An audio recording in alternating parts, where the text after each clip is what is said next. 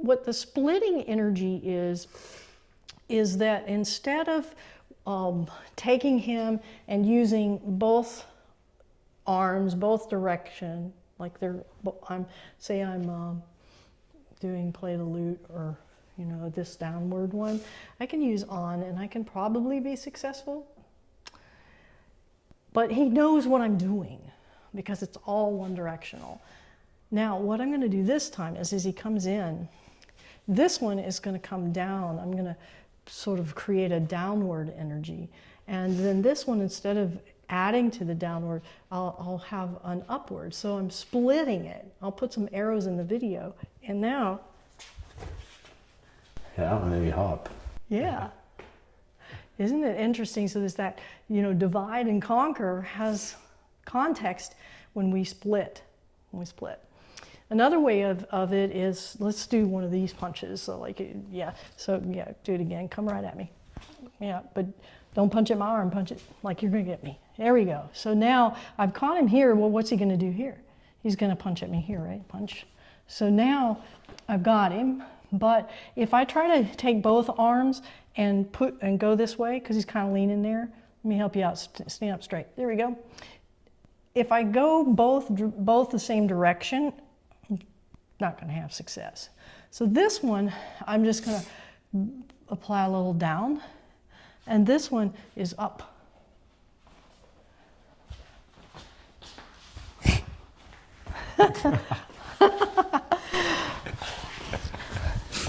Dang. So we just did a little wrestling there, right? Yeah.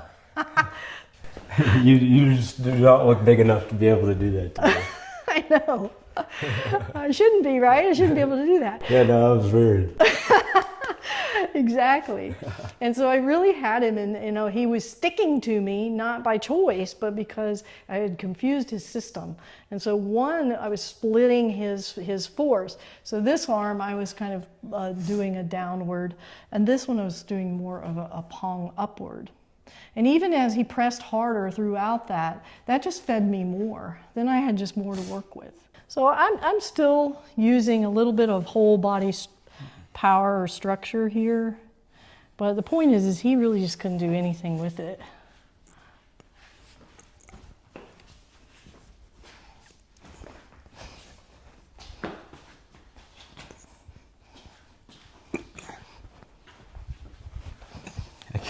I just can't do anything to him. Yeah. The more relaxed I got, the harder it was for him. So that's an example of splitting this way. And then we showed you the splitting sort of this way. And if you get into the fascia, I can split down and split up.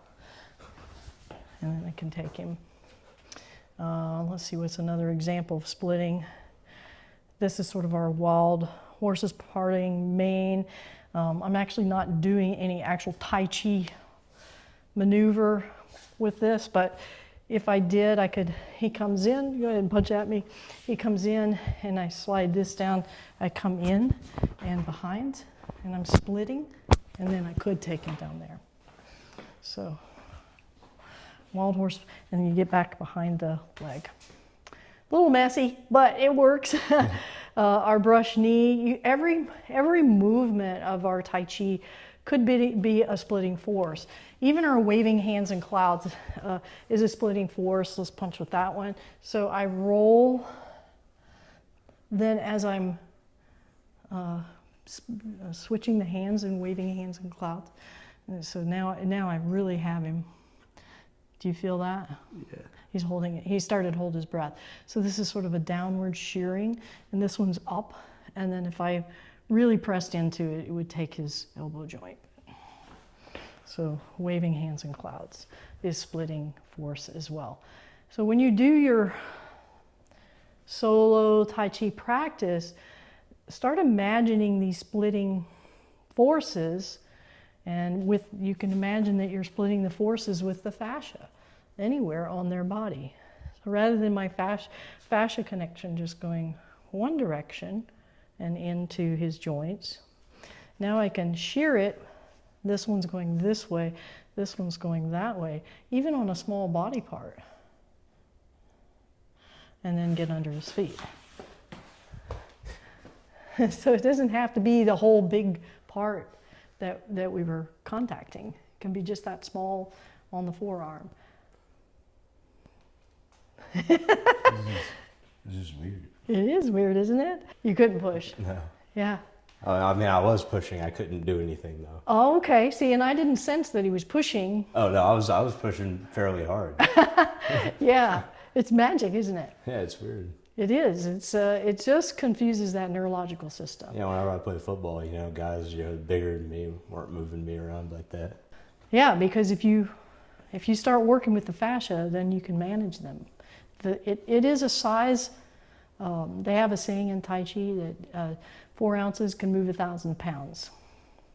And the point of that is that it doesn't matter how strong or how big the person is. If you have these strategies and you know how to use them, then that size variance doesn't matter. Mm-hmm. It's all about managing that force and then these other techniques that I'm teaching. Mm-hmm. So, yeah.